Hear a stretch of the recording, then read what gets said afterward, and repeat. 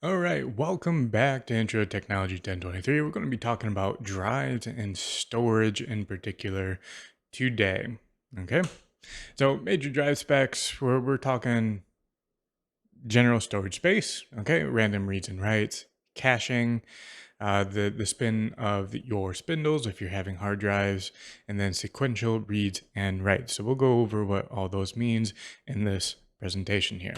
Okay, so we have two major types of storage devices, drives. And when we say storage devices, we mean perpetual storage. One of the things that we talked about in the RAM section is that RAM is considered volatile storage, where it needs electricity at all times to hold information or data.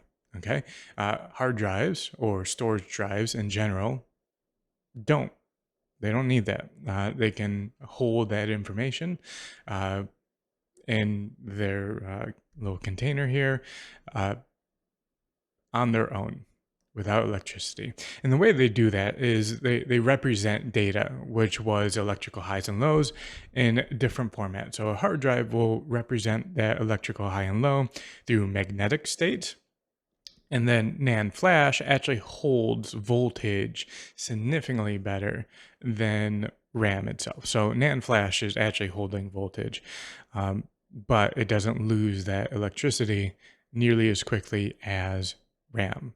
Okay, actually, RAM loses its charge within a few milliseconds or nanoseconds, actually.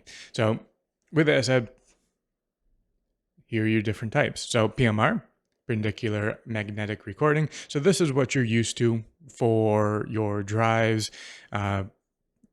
Any type of hard drive. So a lot of you are young enough where you haven't had a laptop or a desktop with a hard drive as primary boot. So some of you haven't even really heard of this, but in terms of servers, still like storage servers, if you need a lot of space, it's hard drive is still the way to go, just because of price per gigabyte, and they are relatively reliable. They're about the same as NAND flash. That seems to be an engineering difference, just because you could manufacture and engineer NAND flash to last for a lot longer, but seems to be a business decision, not necessarily a limit of engineering or physics. Okay, shingled magnetic recording. Okay, so this is literally a shingle magnetic, right? So it actually looks like a little pyramid. These drives don't perform as well because you have to delete and rewrite space quite a bit, but it does optimize for how much storage you have in a space, because we are running up against physical limitations for a lot of these hard drives, because we've even got to the point where we're filling them with helium because the gases inside of the drive itself is more stable, so we can have more platters and plates and moving parts, and they don't run into each other where air wasn't stable enough. Okay, hammer drives, heat assisted magnetic recording. Okay, we'll get over to the details of that here shortly. CMR is PMR. So CMR, I'm pretty sure Seagate markets their drives like this. CMR is a perpendicular magnetic recording device. Okay, NAND flash, we have 3D XPoint, which is Intel Optane. NAND flash, which is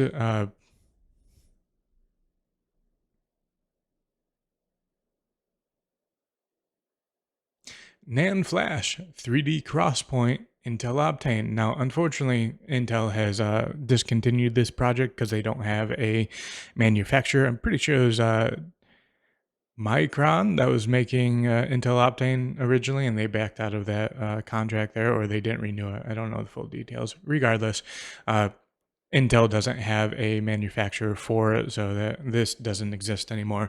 It's on here because it's extraordinarily cool what it does, and I do see this product coming back eventually, just because it's so valuable in the market. Okay.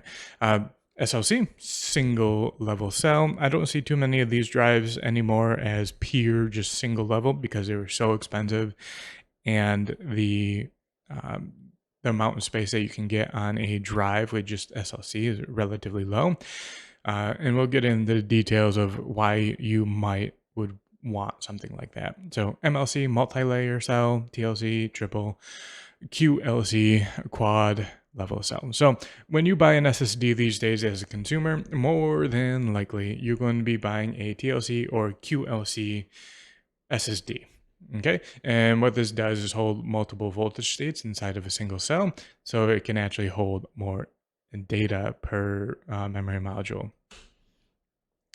So typical hard drive characteristics: hard drives last for about 5 years. They can go a little higher. I forgot which company just put out a hard drive review. I want to say Cloudflare. I don't think I'm right on that, but let's roll with it for now. So Cloudflare just put out a little review of the drives that they have for their storage, for their cloud storage. And yeah, it seems to be that within 5 years, about 30% of your drives are going to fail. And that gets progressively worse very, very quickly as time goes on. And they're using Seagate and then the enterprise version of WD. And the WD ones were like 10% better. So it wasn't significant. Well, 10% is significant, but consumer level, not so much. Okay. And then Seagate drives are a little cheaper as well. So hard drives are used for large storage and long time storage, as long as you're avoiding bit rot. We'll get into that here in a second. Hard drives are typically the performance bottleneck of your system. Yes. So I will give you an example. I have a file server myself that is running TrueNAS, and I have 2 VDEBs, 4 drives, zpool 1. Okay. And my write speed on that is about 300 megabyte. My read speed is about 200, 250, which is slow compared to SSDs, where I have one SSD that has, 100 or 1500 megabytes per second, and then the read is over 2000. So one SSD is faster than an entire pool of spinning Rust through TrueNAS. So hard drives are not particularly quick, and they never will be. It's just a physical limitation of those drives. So, and you will run into companies that will insist on using hard drives for VMs, and that's not a great experience. You don't have a lot of choice in the matter. But if you have a choice, a striped SSD with a hard drive backup for those VMs is a really good solution for that. Okay, so again, like all the other presentations, I'm not going to play these videos again for copyright purposes. I don't want to waste their time.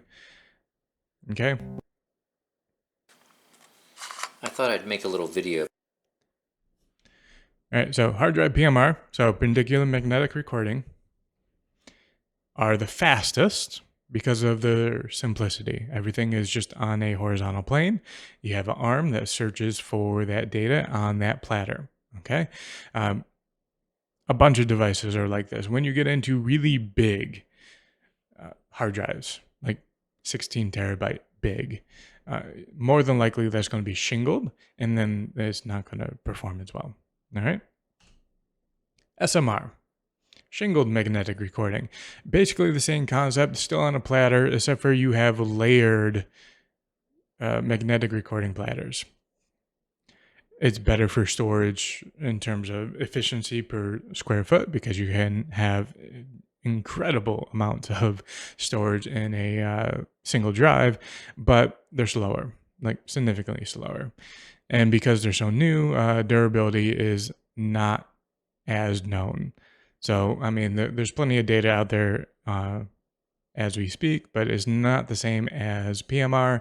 And we will see how good longevity is. We'll see how consistent engineering is. And that's really what this comes down to when we start talking about durability. It's really coming down to engineering consistency. We know what PMR is going to do. Well, we're very good at that. SMR, less so. There's going to be more variation between the drives. All right. HAMR drives. Okay. Hammer uses heat to stabilize magnetic recording. So when you do that, it allows you to pack in those magnetic states closer together on a typical PMR drive. Getting them as close as you do with Hammer is going to cause magnetic bit flips, where the charge on another cell, it's a magnetic state, uh, is going to interfere with other magnetic states. So that becomes a problem where it doesn't hold the data anymore. It's not representative of what you are storing. So that's a problem. This solves that problem. And then with file system changes, so a little quick overview of file systems, almost all of them work on block sectors. So if you're storing data on a drive with a file system and this piece of data is not the size of the sector. So let's say it's a 512 KB. If that file at the end of that file is not 512 KB exactly, the space on the drive is still going to be taken up by that 512 KB. So you do that a few million times with all the files that you got on there. That's a lot of wasted space. The new file systems that are being proposed shortly, they're working out some of the engineering challenges, would make that inefficiency go away. And with that inefficiency going away, and with this, the projection is 100 terabytes on a single drive. So in terms of long-term storage, we are heading into a world where hard drives are still going to be relevant, and then we're going to be using SSDs for basically interacting with everything. And SSDs keep getting cheaper as well. So more than likely, just like I was talking about earlier, a good setup for your VM server is a striped NVMe RAID, and then having a backup of that on a hard drive somewhere, or a pool of hard drives in particular. Okay. Again, I'm not going to be playing RCES these 29 videos just because I don't want to waste their time. Okay, hard drive protocols. So this is what we have up to this point. There are more specialized protocols out there, but if you're in that world, you're probably working for a cloud compute company, and they're going to have custom solutions. Okay, so SCSI drives are faster because of their spin rate, but they also don't hold as much data and significantly less. So your older servers are going to be using SCSI. So it's very possible for you to walk into a company that's been established for 30 years to have a SCSI server. Okay. But overall, slower than SAS, ATA, and SATA. So again, it's a legacy protocol. SCSI's been around for a long time, but not great. Don't use it. Okay. SAS, largely been replaced by SATA. NVMe stands for non-volatile memory express. So this gives you the ability to address the CPU directly, so you don't have to go through a chipset, which makes it significantly faster. And if you want to know how much significant means in this scenario, a SATA flash SSD, you take the same engineering, the same drive itself. So if we take a Seagate FireCuda, both the SATA 3 version and then the NVMe version, the NVMe version could easily be triple the speed. And that just comes down to protocol differences. It's not that the drive can't, it's just choosing SATA 3 is a protocol problem, right? ATA and IDE, very old at this point. ATA is the old standard replaced by SATA, okay? But again, legacy system, you might see this. Very unlikely you're going to see it in a new system, particularly consumer stuff. Okay, SATA. SATA is, yes, you're going to see this still quite a bit, especially for your cheaper devices on the consumer end. NVMe is pretty expensive to manufacture just because you have to have physical electrical paths to the CPU. A little bit more on the engineering front, how expensive that can be. So SATA, been around for a long time. It is kind of the standard still, quickly getting replaced by NVMe just because of the storage footprint is so much smaller, and the laptop market keeps going in the direction of smaller and more power efficient. So Overall, SATA still popular for your bigger devices, NVMe for your smaller thin and lights. Okay, SSDs in general. Okay, stands for solid state drive. SSDs under most workloads are faster than hard drives. Almost all. Almost all. Very, very rare that the SSD is going to be slower than the hard drive. You're going to have to be trying very hard. Okay. 3D XPoint, I already talked about this a little bit with Intel Optane. Okay. This is a different flavor of NAND flash. It's engineered a little bit differently, and it is three-dimensional. So you have significantly more space in terms of storage space, and then it's in a smaller package, and then it's a little bit more power efficient, and it's significantly faster. One of the things that Intel Optane is known for is the latency penalty, which is basically nothing. It's almost the same as RAM. It's fantastic, but it's not being made anymore. Okay. Again, I'm pretty sure it was Micron that was making it originally, but look for this to come back. It's awesome. It's also very expensive, but if you're a cloud compute company, you don't care. You want the performance. Okay. NAND flash. So as we were talking about before, SLC is 1 bit per cell. And by bit, we mean like data bit. MLC2, TLC3, QLC4. Okay, pretty self-explanatory. All right. The more cells, the more electrical states that you can hold inside of a single cell, the quicker that cell is going to degrade. So that's the primary disadvantage here. It's also a little bit slower as well. So SLC is by far going to be the fastest and the highest longevity. SLC is typically used as caching on this point for these drives. So instead of using actual RAM that's baked down to the drive itself, a lot of companies have been using SLC, which has been good for the most part because you don't necessarily need RAM. With that said, most places, most consumer drives are going to be TLC and QLC. I don't see MLC very much anymore. SLC, yeah, if you're using caching drives. That's where you're going to see that. Okay.